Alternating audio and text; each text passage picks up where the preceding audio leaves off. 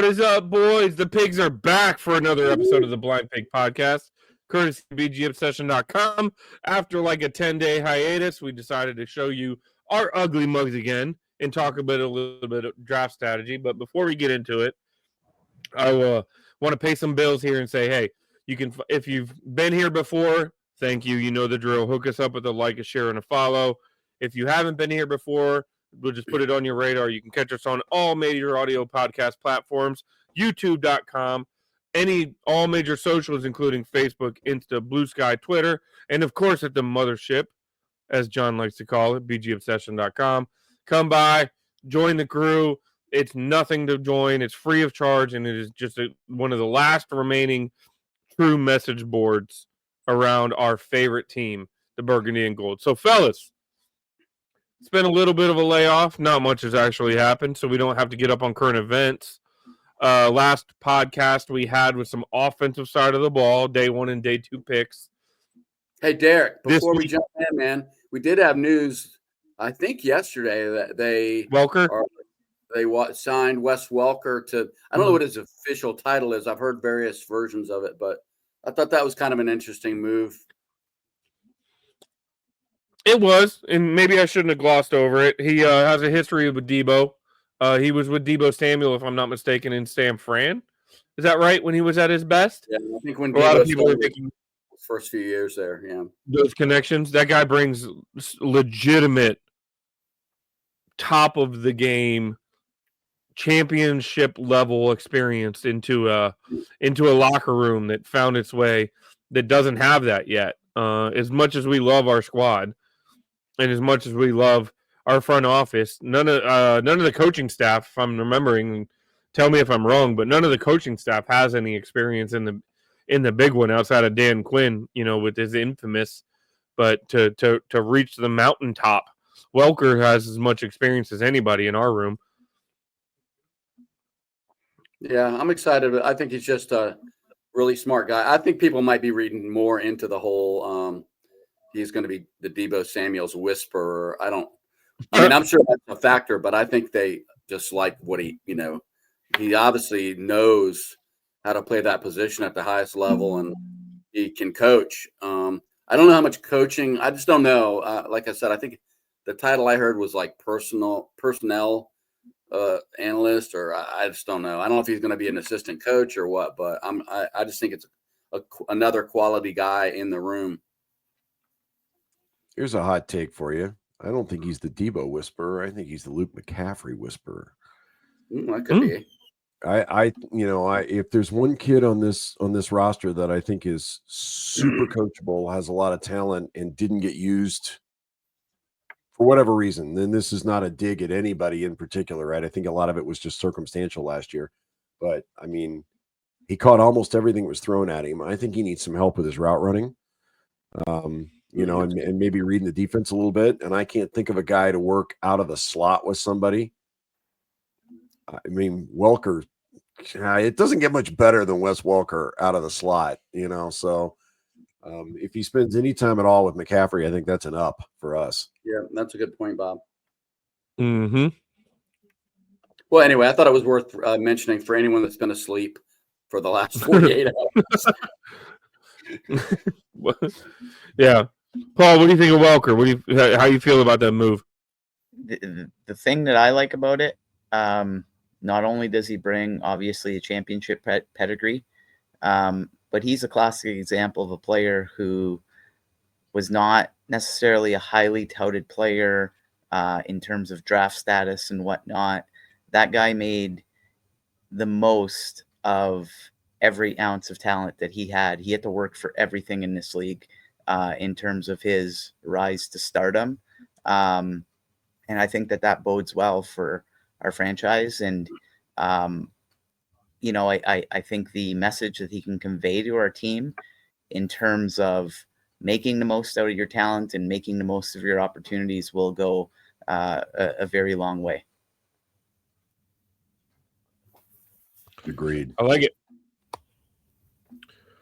All right, fellas. So I guess we can dive right into this. We're looking on defensive side of the ball. Day 1 and day 2 picks specifically. So first rounder, second rounder style.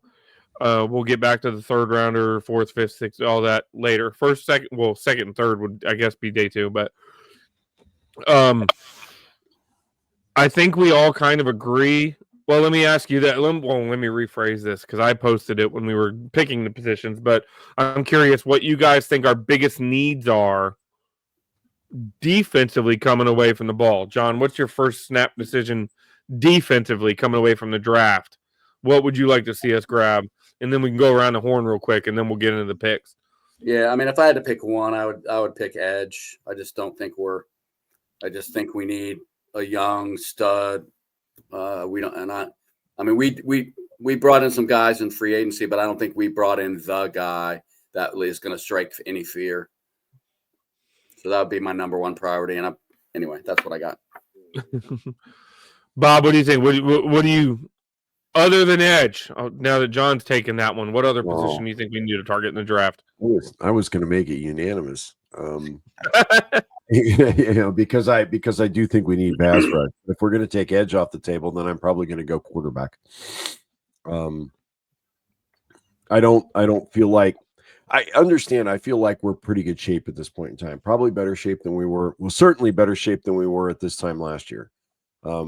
Even a hobbled Marshawn Lattimore, and we're assuming that after an offseason, he's going to come back healthy and be Marshawn Lattimore. But even the Marshawn Lattimore we had at the end of the 2024 season is better than anything we had on the roster at this point in time last year.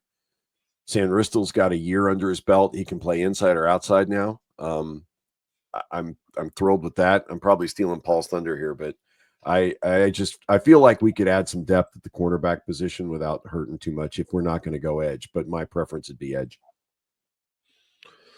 What you got, Paul? What are your boxes to be checked in our draft as we get into this thing? So Bob stole my answer because I would argue that corner is a bigger need for our team than edge rusher. But just for sake of being different and offering a little bit of a different perspective, I think that maybe safety could maybe be a sneaky need that they have prioritized a little bit higher than most fans. I don't know if losing Jeremy Chin necessarily sat well with them. I know they're very high on the individual that we brought in as a replacement from New Orleans. But yeah, I can see that maybe taking a little bit more priority than we think it might come this April's draft. Jeremy Chin was hugely important to our success, and he really came on as the season wore on. So we're certainly going to be able to have to make up for his absence. So I will double down. I will agree with all you guys, but I will also point out, and maybe this is a good segue, or maybe it's ironic, or maybe I just planned it this way, but our linebacker is probably something that we need to address too. I love Bobby Wagner. Bobby Wagner's on another one-year deal. I love Frankie Luvu, but he's only one man. There's a lot of investment right now in Jordan McGee. So having a true off-ball linebacker that can be an impact player who could end up being our middle linebacker long term might be a big could be a major cornerstone piece. Not necessarily a major need, but kind of that difference maker on the defensive side of the ball. So well, and who knows how much truth Adam Peters speaks to the press, but at his last presser, he did say that the one thing they felt like they had accomplished in free agency was that they got enough talent added that they can really go best player available. They don't feel the need at 29 or whatever our picks end up being to go for position need. Now, who knows, the whole best player available versus best player available at position of need. Who knows where they really are on that, but that's what he said. And that was the very first thing he said in one of the pressers recently. So for what that's worth. What was? Sorry, go ahead, Paul. No, it was just kind of comical to me. In that exercise, we literally named every layer of our defense. Mm-hmm. So. Yep. But we didn't say defensive tackle. I'm just going to put that out there. Yeah. It is. I will say this again, and we said it last offseason. It's kind of as we hit the podcast post free agency pre draft. Again, I think they brought the floor of the team up, right? I think they brought it to the point where you can look at pretty much every position on both sides of the ball. And if you were to go into the season, you wouldn't look at them as a liability, right? But there's obvious room for improvement. And I think that both can be true. Especially, well, at edge, I think to y'all's point, we need a pass rusher. We need a dominant play. We need a guy who's going to be a difference maker. But outside of that, if we went into the season with our current corners, yeah, there's room for improvement. But if Lattimore steps up, are we that worried? Same thing with Will Harris and the safeties. Same thing with the 3 linebackers we've got on the roster. So, to that point, without further ado, we can rock and roll on this. Bob, I know your throat's and your voice is a little raspy, so we'll let you roll things out of the way. I believe you had linebackers, correct? Yeah, I had linebacker. Did you still own Thunder this year? I hope you make him proud here. We'll try. Now, what I will say before we really get into this, I'll say this. I do not believe that we go linebacker at 29 or at what's the second pick, 64, 60, 61, I believe. 1. I don't think we go linebacker. I really don't. And so first of all, this is not a deep draft at the high end for linebacker. I think the value is probably deeper in the draft. Not that the guys at the top are bad. There just aren't a lot of them. I mean, literally most mock drafts out there are projecting like one guy in the first round, one guy in the second round, one guy in the third round, and then a whole bunch from there on out. So linebacker is not one of those marquee positions in this draft. And unless just the right guy falls to us at one of those positions, and there are teams out there that need linebackers. So I'm guessing these guys will be gone unless something weird happens. But on that, that day 1 pick, the consensus top of the draft for linebacker is Jalen Walker out of Georgia, and he's going to be gone. Everybody's projecting him in the teens, right? So he won't be there. However, Shaheed Campbell, I'm assuming I got his name right. We'll see, maybe. Out of Alabama is a distinct possibility at 29. The kid's just a junior, and I'm not saying that's a knock, but he really only has 1 year of legit defense in the SEC. He played mostly special teams his first couple of years. Kid's lightning quick. He runs a 4.5 40. And at 6'3", 235, that's relatively impressive. He covers some serious ground sideline to sideline. He's a fantastic tackler. And just held the center of the Alabama defense together through the end of the season. I mean, he posted some monster numbers against some quality. I mean, he had 11 tackles against Michigan in the playoffs. Those were solo. 12 stops against Oklahoma, again, solo. Just incredibly dominant when he was playing at the top of his game. So, I mean, I think he's got real possibilities, but again, I'm not sure I see us do. I'm not sure. I'm fairly certain I don't see us doing that at 29. A much more realistic possibility is the guy I think might be around in the second round, and that's Demetrius Knight Jr. out of South Carolina. I feel like if we're going to spend this kind of draft capital, we need to be drafting the guy that we know is going to take Bobby Wagner's place. I mean, we've got to be drafting at 1 or 2. You can't be drafting a guy that you think might grow into the role at some point in time. You're drafting the guy that you want Bobby Wagner to spend the next year with, right? If you go that high. So Demetrius Knight's a little older, right? He's where did his age go? Hang on a second. I had it here a minute ago. He's like a 5th year or 6th year senior. So he's been around a little while. He's got 54 games under his belt. We know this team likes guys that have a significant amount of college experience. He's got 1,462 college snaps. He was been a middle linebacker pretty much his entire college career. He was the intelligence and the glue of that South Carolina defense. He spent the last 2 years lining everybody up, putting them where they needed to be, setting them up to make plays. The fun thing about this kid, when you go watch tape, he plays middle linebacker. They also move him outside. And he's got some of the best blitz numbers of any linebacker in NCAA Division I for the last 2 years. You watch the tape on him. He's got a tremendous sense of timing, waiting on the delay, waiting for the offensive lineman to commit, and then all of a sudden he's through the line and making some kind of a play. He doesn't have huge sack numbers, but he is constantly around the football when the quarterback is dropping back. He's getting guys off the spot. He's making them adjust their throws. He's making them throw the ball away. I don't care if you get a sack. I just care if you make a play. And this kid just seems to make great plays.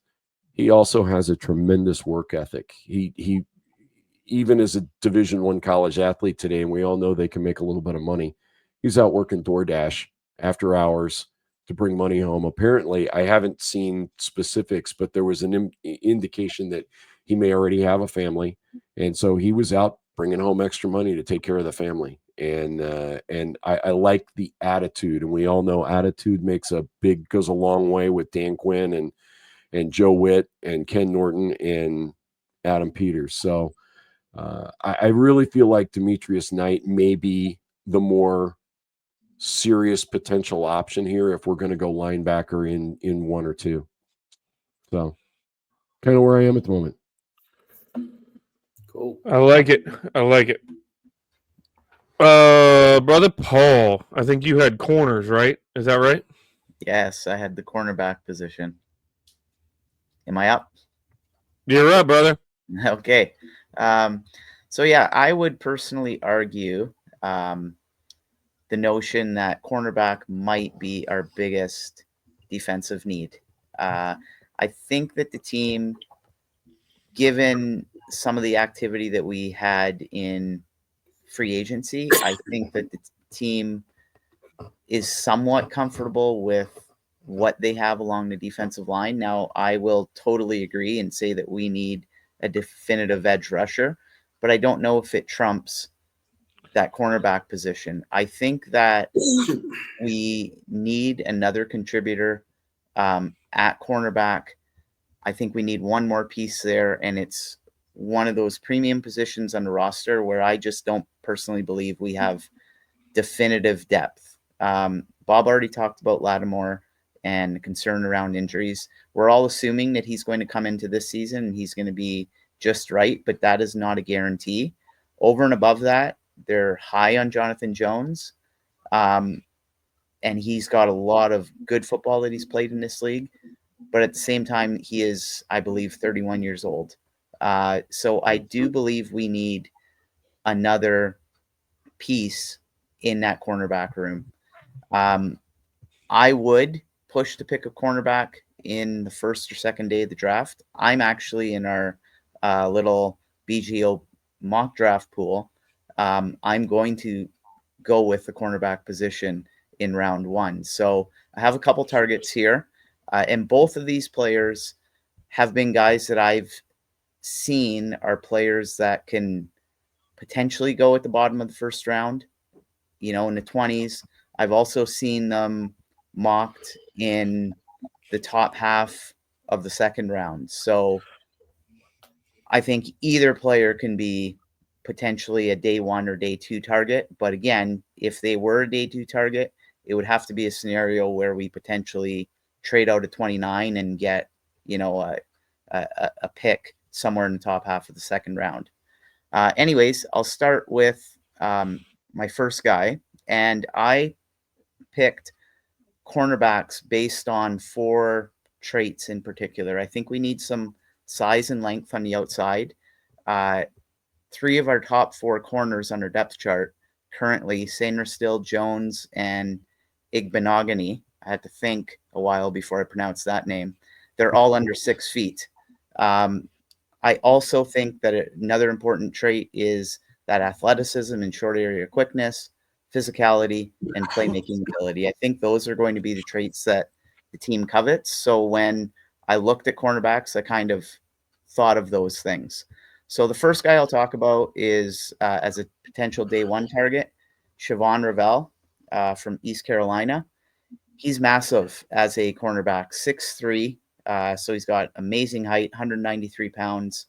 A former JUCO player. I mentioned that he ended up in East Carolina, and his play really, really turned heads while he was there. He's a 4.4 speed player in the 40 time. His 2023 season was pretty much what put him on the map and made people believe that he can be an outstanding pro. He had a standout season that year, and he also made some huge contributions on special teams with block kicks and just a tackling machine, pass breakup machine. He had again, a 2023 season that really opened eyes. So he checks a lot of boxes in terms of what we need at the corner. Again, he's long. He uses his frame really well. He disrupts wide receivers at the line of scrimmage. He can play with a mean streak. He relishes opportunities to stick his nose in the run game. He's got great movement skills, great short area quickness ability, even though he's 6'3". He's able to move in a very fluid manner, and that's not something that you see is very common with players his size. He's got no issues with running stride for stride with wide receivers, and over and above that, he's a playmaker. He has his share of defensive touchdowns or interceptions that he's returned for touchdowns. He gives and provides a legitimate scoring threat to your defense. I also like the fact that he does the dirty work. He's been willing and capable of fulfilling whatever role he's been needed to be utilized in at East Carolina. I mentioned that he was like a special teams demon as a gunner. The main concern with him is an injury. So I believe it was in September of the 2024 season, he tore an ACL. But by all accounts, he is recovering very well from that and should be good to go entering this coming season. Had he not been injured, though, we'd probably be talking about a player here that is completely out of reach for us in the 20 range of the draft. Because, again, he was thought of as being an easy top 15 pick had it not been for this injury. So I don't know if you're a team in our position where you want to build on our success from last year, and we haven't had a long run of success as a franchise here. I don't necessarily know if you can take the risk to invest a first round pick in him. But at the same time, if he falls in your lap at the bottom of the first round, it would be kind of hard to pass up on an ultra talented player like him. He gives you that boundary corner presence. I think he could team up very well with Lattimore in that regard and allow Sainer still to do his thing on the inside. And I just think he gives you a lot of flexibility as a franchise moving forward. So that would be my potential day one target. My next guy that I'm going to talk about is pretty similar in a lot of regards to Siobhan Ravel, and that is Trey Amos of Ole Miss. So I have him as our day two target, but at the same time, I've seen him mocked in late day one as well, depending on where you look. So what I like about him, again, same thing, very tall corner, 6'1". He fits that athletic profile. He's a very explosive player, a guy who's been a former state champion in long jump. I like that he's a senior. He's got a ton of college experience, runs fast, 4.4, 40 time as well. He's played in over 2,400 college snaps. I like the fact that his college career reflects one of steady improvement. So he started out at Louisiana. Then he transferred to Alabama for a year, and he played his final seasons in Ole Miss. So his senior campaign in the SEC was top notch as well. He set a school record in terms of pass breakups in his final season at Ole Miss. He had 3 interceptions, so he showed that playmaking ability. He was second team All-American. Our team has met with him 3 times in the pre-draft process. So there is some intrigue and interest there as well. So some of his strengths, he's really physical. He's thought of as being probably one of the most physical corners in the entire draft. He's really good at using his hands, really good at disrupting the routes of wide receivers. He's got really good closing ability. Again, another player who tackles with aggression. I think that fits the profile and image of what we're trying to be as a defense. And he's got those ball skills as well. He's able to time his jumps and time his play on the ball really well. We're not talking about a Carlos Rogers here. We're talking about a guy who can actually make a play on football. The concerns with Trey Amos is his over-aggressiveness. So I mentioned that he's really physical. Who knows? Maybe he's a walking flag waiting to happen. But I think coaching staff can have a lot to do with that in terms of supporting him and helping him to walk that fine line when it comes to using his hands and how to use his hands effectively at the pro level.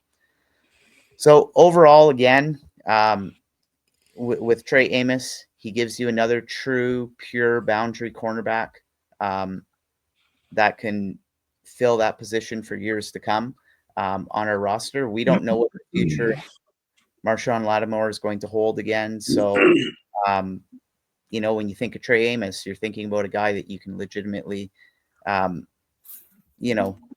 pencil in as a boundary corner for years to come. So I really like both these players, and I'd have no problems taking either if they were there on day one. I like it. All right, well, I'll jump into it, and I guess I had the one that we all believed was the one to target was the edge rusher. I'm gonna zag a little bit where everybody's zigging. There's a lot of popular names in the first round that a lot of people are looking at. Primarily, the number one that I've seen is Mike Green. That's getting tapped to us, but I really am not confident he's going to be there when we're on the clock. I hate to say that because I like his game. He's a little undersized. He's not as big. He's only about 250, but still at the same time, I think he's going to find his way off the board before we get on the clock. So my day one guy that I'm going to talk about a little bit is Nick Scorton out of Texas A&M. Started his career in college at Purdue. Edge rusher, 6'3". If you go on a lot of sites, he's listed at 257. But for some reason, ESPN.com has him listed at 285. So, and I've seen some draft analysis saying he carries 285 very well. So I imagine he's probably somewhere in the middle because that's a big delta there between 257 and 285. You're talking about almost 30 pounds of discrepancy. So if he's 6'4", 6'3", 6'4", and 260, 265, that's a big man right there. Physically speaking, he runs well, ran a 4.7 40, which doesn't mean much as an edge defender, but it does mean there's some explosive. He's not the longest guy, 33-inch arms, which is not huge. And you think back to guys like Brian Arakpo and Montez Sweat, they could touch both ends of the deep end if they just stuck their hands out. You know what I mean? It's just length. But he is explosive. He's known for an explosive spin move as well as his get off. At Purdue, he found his way into being a sophomore campaign. Saw him as at 10 sacks in second team all conference in the Big Ten at Purdue. To win, then he transferred to Texas A&M for his junior season. Ended up starting all 12 games, 14 TFLs and 5 sacks. And he was a first team all SEC player. He actually was on the all SEC team both seasons he was there, if I'm not mistaken. He is known as a very powerful player. It's not just an explosive speed-wise, he's explosive power-wise. And he's known as his motor never stops running. He's just kind of an angry player. He's going to attack. He's going to do what he needs to do. All in all, in college, he had 40-some-odd TFLs, which is big time when you're talking about somebody who played multiple years in the Big Ten and in the SEC. He can be an every down guy. I don't know that he's going to be a guy that's going to be a game wrecker, but then again, when you're picking at 29, you're not really seeing that total dominant player as much. You hope you get a guy that can be just legitimate Pro Bowl style, Pro Bowl level, and it can control the edge of the defense. Obviously, you hope you get lucky, but as far as physicality goes, I think he's a guy that can be better than what his metrics are. My day 2 guy, who actually, ironically enough, I'm a little bit more intrigued about than I am about our day 1 guy, just because of where we're picking, is Josiah Stewart. Defensive end out of Michigan, 6'1", 249. So he's a little shorter, but he's also a little stockier. Again, he's not going to have the most physical freak length, but the guy ran a 4.7 40. He's got some speed. He's projected currently to be a late second-round pick. Grew up in the Bronx, and he's kind of a hard-nosed guy, kind of that guy that arrives with, what does he say? We're going to arrive with violence, basically.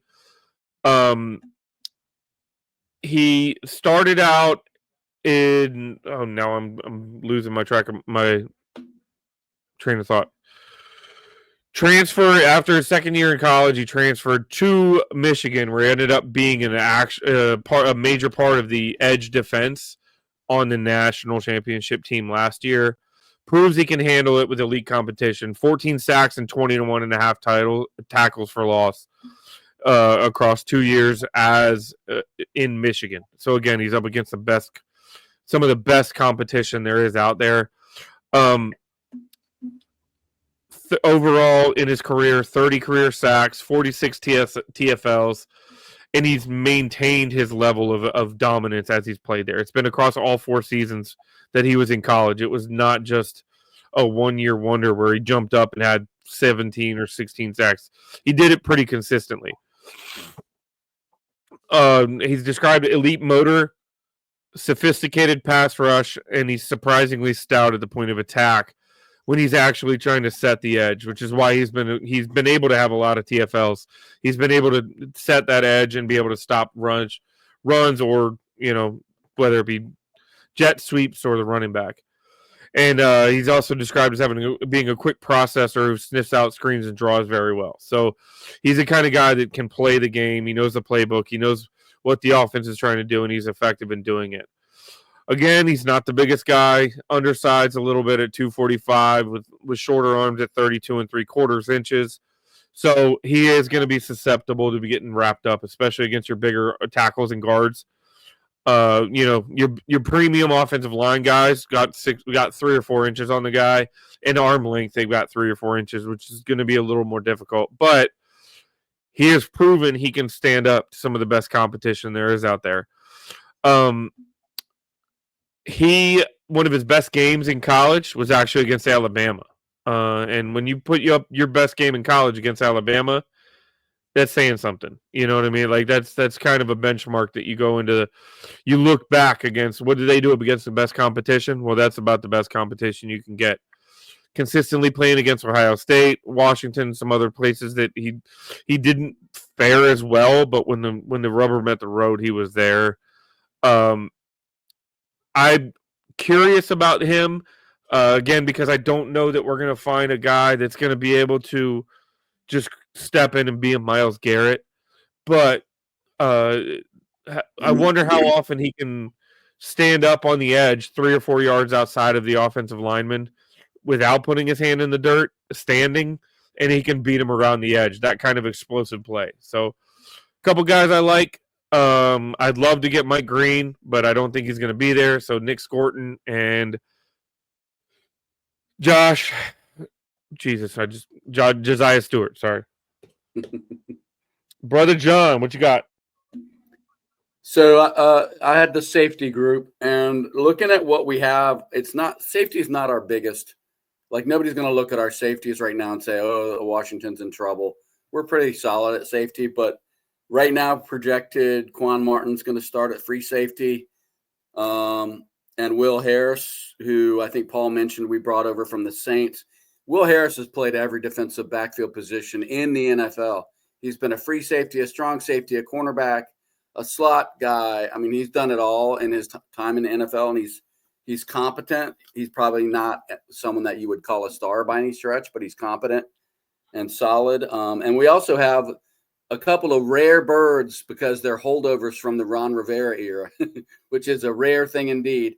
But we've got Jeremy Reeves and Percy Butler backing those guys up. Jeremy Reeves predated Rivera. He survived Rivera. Yeah, there you go. And then we got Tyler Owens, who was an undrafted free agent last year.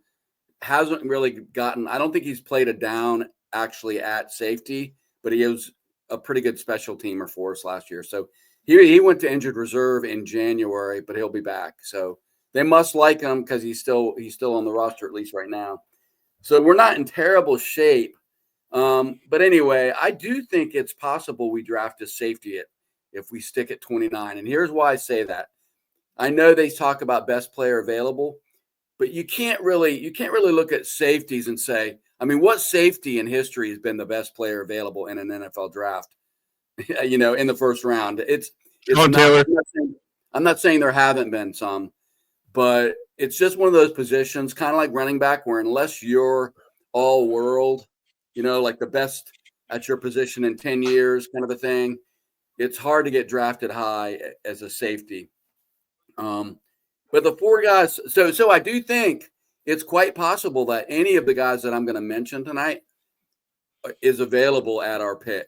I think they could drop to us and we could find ourselves in a situation where it's like, this is the best safety in like 3 or 4 years to hit the NFL as a rookie, and we have the chance to grab them. So I think it could happen. But the four guys that I looked at, this is a pretty good safety group in this draft.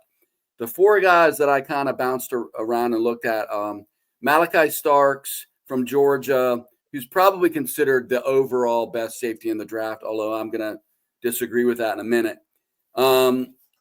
With Nick Emenwari out of South Carolina, Andrew Makuba from Texas, and then Xavier Watts from Notre Dame. So those were the four that I really looked hard at. The guy that would be super excited if we grabbed is Nick Emenwari, and I'll tell you why. First of all, he's an athletic freak. He's 6'3", 220 pounds, which is significantly bigger than most of the safeties in this draft. He ran a 4.38 40 at the combine.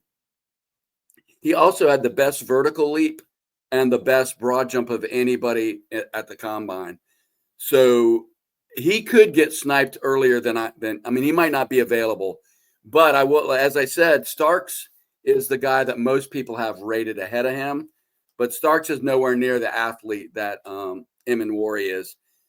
He's an outstanding. So a couple things. First of all, he's only 21. He is an outstanding tackler. The coach from South Carolina said, if you get Emenwari, you're getting a dog. That's how they described him. And in fact, both of the guys that I'm going to talk about have been described as dogs. And we know how Joe Witt Jr. and Dan Quinn feel about dogs. So anyway, he's a really great tackler. Freakish sides. I mean, you just don't find safeties with that kind of size and speed very often. He's a big hitter. He's described as having bad intentions when he's on the field.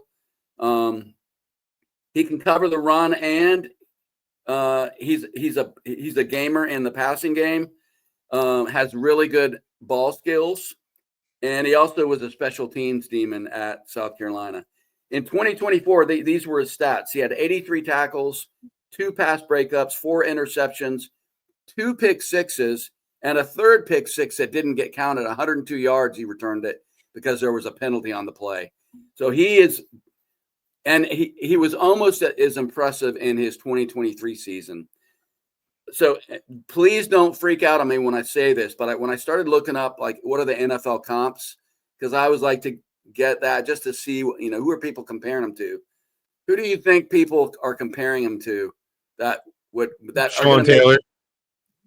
Sean Taylor is a name that came up numerous times. Isaiah Simmons. Kyle Hamilton's another guy. Oh, nice. But anyway, I'm not saying he's Sean Taylor, but he plays a lot like Sean Taylor did, at least at the college level. And then the last thing I'll say about Emanwari is that just coincidentally, I'd already done my write-ups, but coincidentally, 2 days ago, Zach Selby, who writes for Commanders.com, the team website, did a piece on what if they drafted Emanwari, the Commanders, and why that could happen. Of course, it says in big bold at the top, this does not suggest anything the team may or may not do. But I thought that was interesting that he picked that guy to highlight this week. So I would be I think he's definitely the best safety. He's probably a little riskier than a guy like Starks because he's not as polished yet, but he's only 21. And I just think he's just clearly the best athlete available at that position. The second guy I looked at was Xavier Watts from Notre Dame. And the reason I honed in on him is because he has a trait that Dan Quinn and Joe Witt Jr. covet, and that is being a ball hawk. He's not as big as Emanwari. He's 6 feet, 204 pounds. Pretty quick, though. He ran a 4.56 40. Here's what makes him special. He started his college career as a wide receiver and then moved to safety, moved to defense. He had 7 interceptions his first year and was named an All-American. And then he added 6 more interceptions in 2024, which I believe 13 picks over a 2-year period is tops in college football. Doesn't suck. Well, I think the thing is, as a former wide receiver, he's able to kind of have an idea of what's coming and diagnose it ahead of time and be able to jump routes. In his last collegiate game, which was against USC in 2024, he had 9 tackles and a 100-yard pick 6. And he also won in 2023. He won the Bronco Nagurski Trophy, which I meant to look up. I'm guessing that's somebody look that up while I'm talking. The Bronco Nagurski Trophy. I'm wondering if that's like for the best defensive back in the country. I don't know. But anyway, he routinely jumps routes. He also has been described as a dog in coverage. He's a ball hawk. He's got a high motor. He's able to shed blocks and make plays in the running attack. And he also played a lot of special teams. He does need a little bit of work on tackling and kind of the in the box skills against the run. But again, he's only been playing safety for 2 seasons. Hey, Jonas, top defensive player in college football. Okay. So that was in 2023. The NFL comps for him, I saw Landon Collins mentioned, Eddie Jackson, Marcus Williams. Both of these guys, neither of these guys, Emanwari or Watts, have had one-on-one meetings with the Commanders, which we know that sometimes that means a lot and sometimes it means nothing. But they did both. We did have reps at their team pro days for both these guys, so they certainly are aware of those 2 guys. But anyway, that's what I've got. I think of those 4 guys, somebody's going to drop into the second round, maybe even late second round, just because teams, again, they're hesitant to draft safeties early in the NFL draft. So that could benefit us. But that's what I got. I like it. Ironically enough, John, Washington has drafted 3 Bronco Nagurski winners since 2008. Brian Arakpo, John Allen, and Chase Young. So Wow, let's buck that trend. How about that? That's a good pull. Huh? That's a good pull right there. Yeah, I was looking at the website. So, gentlemen, I don't think collectively any one of us can say there's a consensus, right? Like, I know we all think there was something we all want, but if we took any of those 4, would any of you guys be disappointed? Let me ask you that way.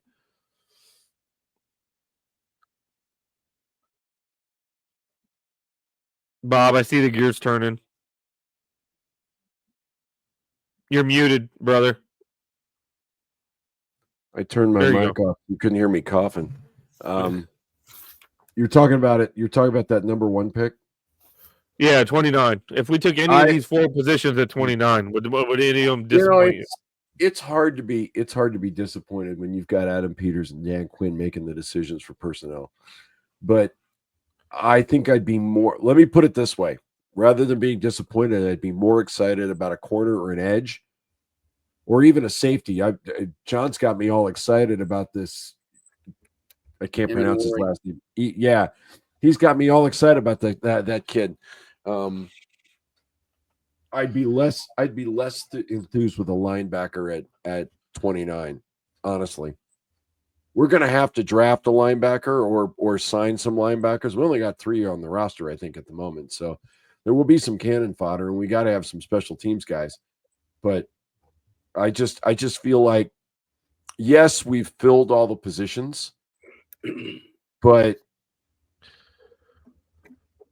it feels like if there's need, it's at the edge or the boundary more so than almost anywhere else on this defense. But that's let me ask us a related question. What on a 0 to 100% chance, what percentage chance do you think that we go defense with whatever our first pick is in this draft versus offense?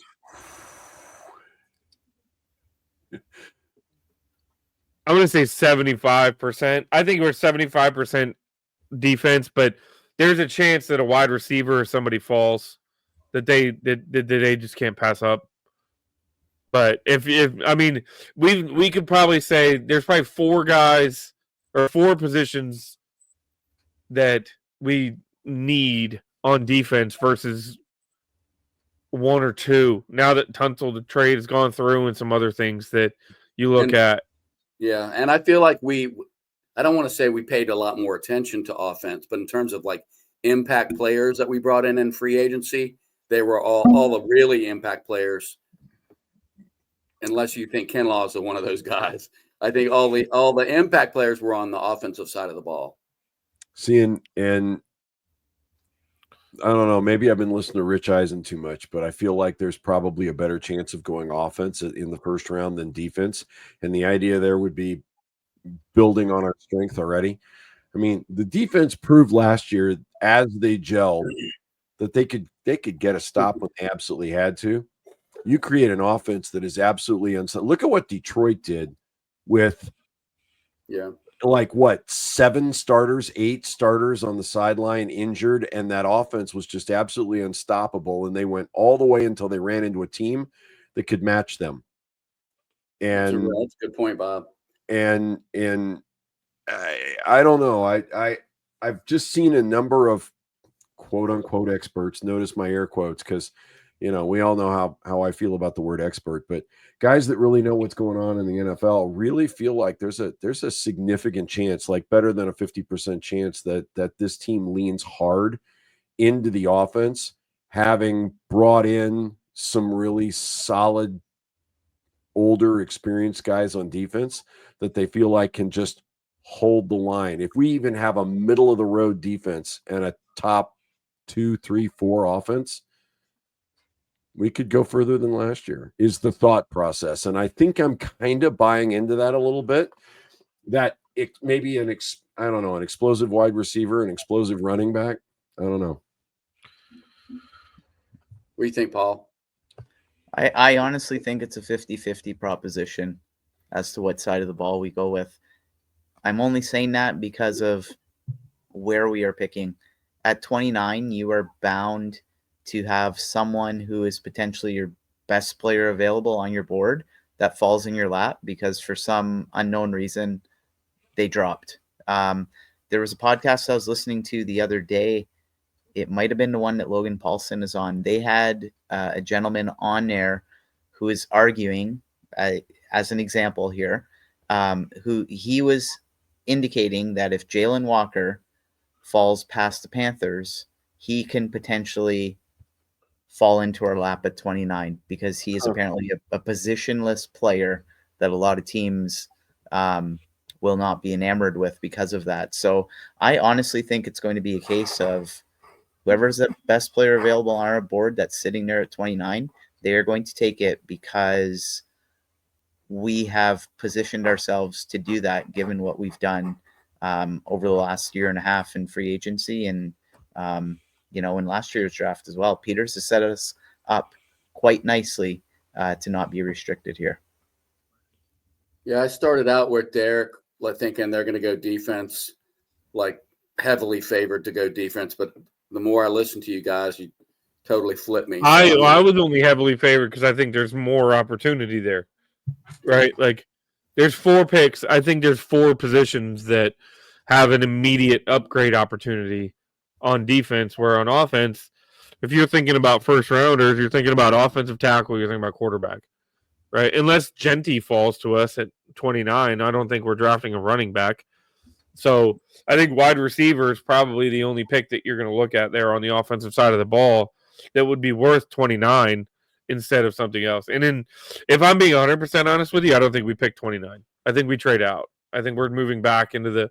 I think we're full on hopeful that somebody loves Jackson Dart and they want to move in and pick him up at the very end of the first round to get the 5th-year option as your starting quarterback going forward, and we parlay that into some more picks in the later on. But we also have said multiple times here and everywhere, takes 2 to tango. If there's not somebody willing to move up, I'm not gonna we can't sit here and live on the idea that we have to move back, because it's got to be worth it. Otherwise, you take the best player that's on the board. Yeah, well, the first round of the NFL draft is on my birthday this year, so I demand satisfaction. Then you better go to bed. I'm convinced. We're leaving for the beach at 5:30 the next morning. I'm probably not going to be awake when our pick is up, or I'll set my alarm for midnight to go back and look. You know what I mean? But we'll see how it plays out. Just one other point. We also play 5 of the top 11 defenses from a year ago on this coming season schedule. We have those 3 AFC West teams, the Chargers, Broncos, Kansas City. Those were all top 11 defenses in the NFL. I wonder how much that plays into it, and if they're taking that into account, and if they feel that we need to load up on the offensive side of the ball because of it. Who knows? Well, in Philly, I'm assuming Philly's one of those ones you're talking about. We play them twice. Philly's in there. Miami's in there as well. So there's quite a few of them. And I know it's early, and Philly's got a lot of draft picks, but they've lost a fair number of guys off that defense, and there's no guarantee they're going to replace them with the same quality of guy. Mm-hmm. Granted, Vic Fangio's brilliant, but there's a possibility Philly doesn't have that same caliber of defense this next year than they did last year. So, but the other thing, I like the thinking, Paul. And the other thing to that point is there's another year of Vic Fangio on tape. Like, we're allowed to get better too, right? Like, we're allowed to adjust. We're allowed to watch film and come up with schematic things that, because now we've got them circled. Like, that's our biggest competition for the division at this point. So, I'm sure they're hyper focused on beating Philly, because if you can beat Philly, you can beat pretty much anybody in the league, Well, gentlemen, it's been a pleasure as always. Next week, or maybe later. No, not this week. It's already Wednesday. Next week, I think we're gonna get together. We'll look at some day 3 Saturday picks, regardless of position that we like. Circle some guys, talk about them, and then of course for our annual BGO mock draft, if we can put that together, we'll get back up on here. Hopefully, at least a week before the draft. We're only, my gosh, what is it? 3 weeks from tomorrow? 2 weeks. 2 weeks from tomorrow. 2 weeks from tomorrow, we're going to be kicking off the NFL draft. So this offseason, man, you know what? It's fun having an offseason where you feel like it went so quick because you were playing well into the end of the season. We didn't start talking about it in October, right? Like, that's the good part. So, as always, fellas, if you've made it this far, we appreciate you. Give us a like, a share, a follow. Hook us up on all the major streaming platforms. Get us on all the major social media platforms. And, of course, come join us at bgmsession.com. And, as always, that'll do, pigs. That'll do.